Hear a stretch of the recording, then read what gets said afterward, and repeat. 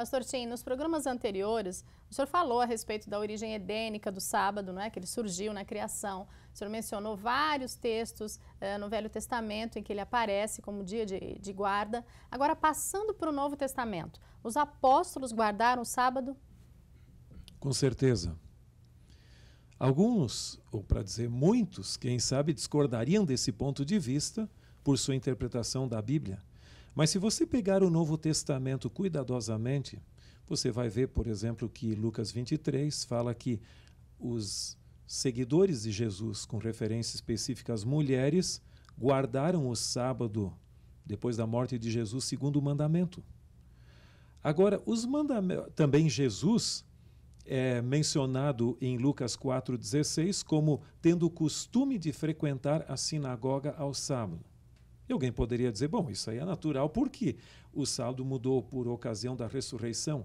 Mas se você tomar os 4 evangelhos que não foram escritos ao pé da cruz, ou junto à sepultura, mas décadas depois, independente de quando você os datar ali, se o sábado já houvesse sido substituído ou suplantado pelo domingo, nesse caso, a linguagem dos evangelhos já deveria ter transparecido isso de uma maneira mais clara. Mas, friamente, o domingo em todos os evangelhos é simplesmente chamado de "e no primeiro dia da semana", sem nenhuma deferência a esse dia. Agora, é lógico que João fala ali também que uma semana depois, um domingo, ali estando com portas trancadas, etc., então Jesus apareceu, mas nenhum lugar diz que o motivo era uma reunião de adoração. Era por medo dos judeus. Paulo, nos seus escritos, fala de que a lei, incluindo o sábado, não salva ninguém. As cerimônias chamadas de sábado foram até, elas permaneceram, vigoraram até a cruz. Mas a santidade do sábado semanal permanece.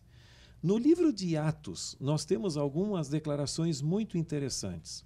Paulo frequentava a sinagoga, sim, por um motivo evangelístico, mas se você der uma olhada, por exemplo, em Atos 16:13, onde não havia sinagoga, ele foi para junto de um rio ali para ter momentos de culto e de oração. Agora, eu creio que o ponto mais importante de todos é quando Paulo chega ao final do seu ministério, está sendo julgado em diferentes instâncias e ele se defende. Por exemplo, você tem ali Atos capítulo 25, o verso 8, depois o 26, 4 a 6, e mais para frente também você tem o 28, 20. Paulo diz claramente: a minha vida vocês todos conhecem. Eu continuei vivendo fariseu até hoje. Eu em nada pequei contra a lei dos judeus, nem contra o templo, etc. Agora, se ele tivesse abandonado a mais sagrada instituição do judaísmo, que é o sábado, ele teria sido acusado por isso. E ele estava sendo julgado por aceitar Jesus de Nazaré como prometido Messias. Pastor Tim, embora o senhor tenha acabado de falar que o apóstolo Paulo aparentemente guardou o sábado e há evidências, em suas cartas muitas vezes há a impressão, e muitos interpretam assim, que ele teria desautorizado a observância da lei e, portanto, dos mandamentos. Não há uma certa contradição? Não parece que as cartas do apóstolo Paulo, muitas delas, levam à interpretação de que o sábado não precisaria mais ser guardado? Se eu quiser interpretar dessa maneira, eu posso. Mas eu creio que o problema não está no texto bíblico, mas na minha interpretação do texto. Paulo fala em Colossenses 2 que os sábados foram, no caso, sombra dos bens vindouros. Ninguém vos julgue por causa de dias de festa, lua nova e sábados, etc. Tenha em mente que em muitos casos, e eu trato isso especificamente no meu livro Sábado na Bíblia, em muitos casos se referem às festividades anuais judaicas, também chamadas de sábados. Algumas são chamadas de dias de festas e outras de sábado. Então esse é um assunto interessante. Se você der uma olhada no livro, você vai ter uma ideia ali dessa questão. Mas, em realidade, aquilo que apontava para Cristo, algumas dessas festividades terminaram na cruz. Mas nós temos evidências claras de que Paulo continuou um observador do sábado semanal.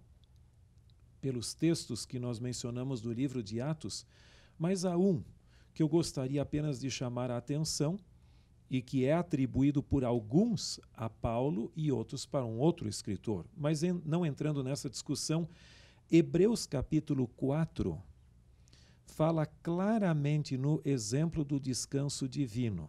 E aqui diz, resta, e eu estou fazendo alusão a Hebreus 4, 9, portanto, resta um repouso para o povo de Deus. E diz que assim como Deus entrou no seu descanso, nós devemos entrar ali. Esse é o apelo de Hebreus. Alguns diriam que nos versos anteriores, quando fala de um outro dia, que aquele seria o domingo.